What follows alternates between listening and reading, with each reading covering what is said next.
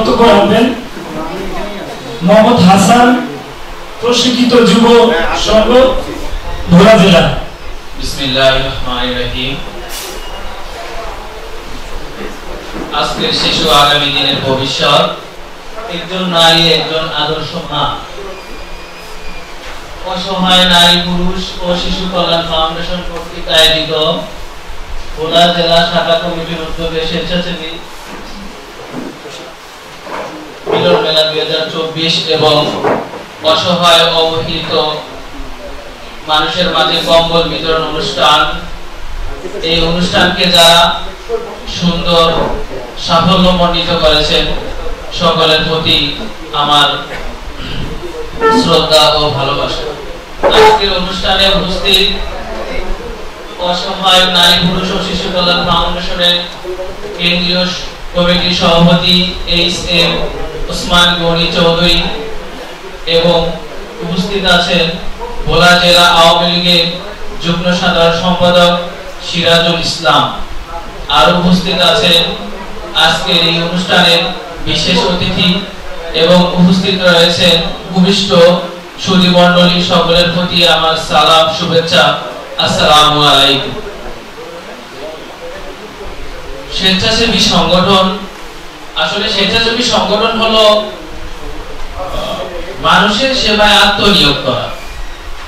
আমি যদি মানুষের সেবায় আত্মনিয়োগ নাই করতে পারি তাহলে আমার সংগঠন দ্বারাও কোনো কাজ হবে না, আর আমি নিজেকে স্বেচ্ছাসেবক হিসেবেও নিজেকে পরিচয় দিতে পারবো না। সংগঠনের মূল উদ্দেশ্যই হলো যুবরাই লড়বে, সুন্দর সুশৃঙ্খল সমাজ গড়বে।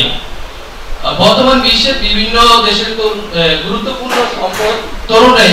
বর্তমান বিশ্বের তরুণরাই সবচেয়ে গুরুত্বপূর্ণ সম্পদ। তরুণদের হাত ধরে বিশ্বের সামাজিক, অর্থনৈতিক, সাংস্কৃতিক ক্ষেত্রে ব্যাপক বিকাশ করেছে। বিশেষ করে বর্তমান তথ্য প্রযুক্তির যুগে তরুণ ব্যাপক ভূমিকা রাখছে। বর্তমানে আমাদের দেশের মোট জনসংখ্যার সিংহভাগই হচ্ছে তরুণ প্রজন্ম। দেশের কাঙ্ক্ষিত উন্নয়নে তরুণরাই যেন আশার প্রদীপ। তরুণদের সৃজনশীলতার চর্চার মাধ্যমে দক্ষ এবং সুনাগরিকে পরিণত হচ্ছে। সামাজিক উন্নয়নের লক্ষ্যে তরুণরা বেশ ভূমিকা রাখছে। বিভিন্ন ধরনের সামাজিক সংগঠনের মাধ্যমে দেশের উন্নয়নে ভূমিকা রাখছে। তরুণ প্রজন্ম ও সমাজ একে অপরের সঙ্গে সম্পর্কিত।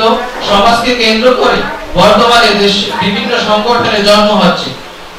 প্রতিটি সামাজিক সংগঠনে দেশের তরুণ প্রজন্মের জন্ম আশীর্বাদ স্বরূপ। কেননা এসব সংগঠনে যুক্ত হওয়ার মাধ্যমে একজন নাগরিকের মাঝে দায়িত্বশীলতা এবং সচেতনতা বৃদ্ধি পায়। সমাজ ও রাষ্ট্রের কল্যাণ সবাই কামনা করে, কিন্তু প্রকৃত কল্যাণ তখনই সম্ভব যখন সেখানে সেবাই হবে মূল উদ্দেশ্য। সমাজের উন্নতির জন্য শ্রম, জ্ঞান এবং অভিজ্ঞতাকে কাজে লাগাতে হবে।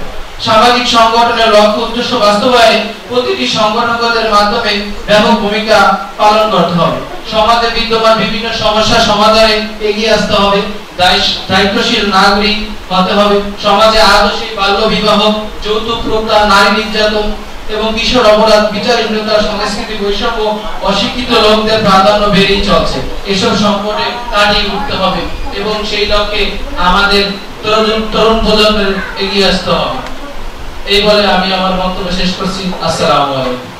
অসহায় নারী পুরুষ ও শিশু কল্যাণ ফাউন্ডেশন সমাজ ও দেশের কল্যাণে নিয়োজিত সংগঠন।